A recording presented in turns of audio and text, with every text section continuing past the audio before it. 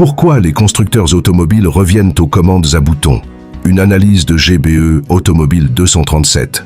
Salut à tous les passionnés d'automobile et bienvenue sur GBE Automobile 237, votre référence pour tout ce qui touche au monde fascinant des voitures. Si ce n'est pas encore fait, pensez à vous abonner à la chaîne et à liker cette vidéo pour soutenir notre travail et ne rien manquer de nos prochaines analyses. Aujourd'hui, on s'attaque à une tendance surprenante. Pourquoi les constructeurs automobiles, après avoir tout misé sur les écrans tactiles, reviennent peu à peu aux bonnes vieilles commandes à boutons?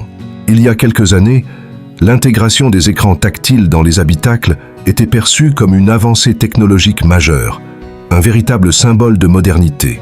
Les constructeurs rivalisaient d'ingéniosité pour offrir des interfaces toujours plus épurées, réduisant au maximum le nombre de boutons physiques dans les véhicules.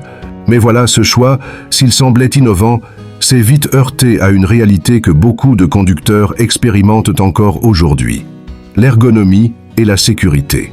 Contrairement aux boutons physiques, qui offrent une sensation tactile claire et permettent une manipulation intuitive, les écrans tactiles nécessitent souvent de détourner les yeux de la route pour interagir avec eux.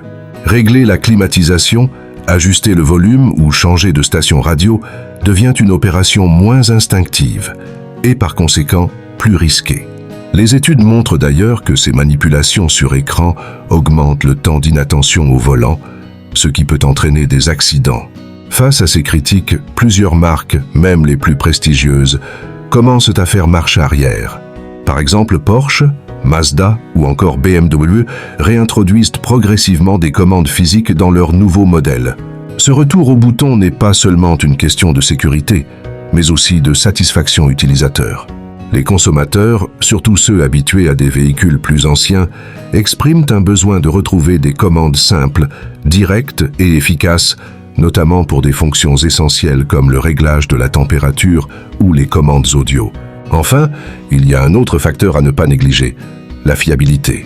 Les écrans tactiles, bien qu'esthétiques, sont plus sujets à des problèmes techniques, qu'il s'agisse de bugs, de lenteur ou de dysfonctionnements dus à des températures extrêmes.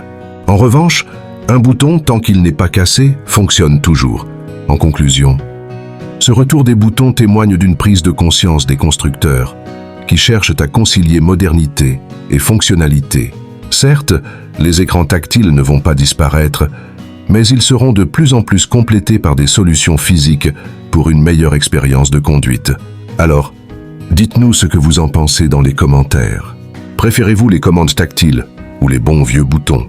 N'oubliez pas de vous abonner à GBE Automobile 237 et de partager cette vidéo avec vos amis amateurs de voitures.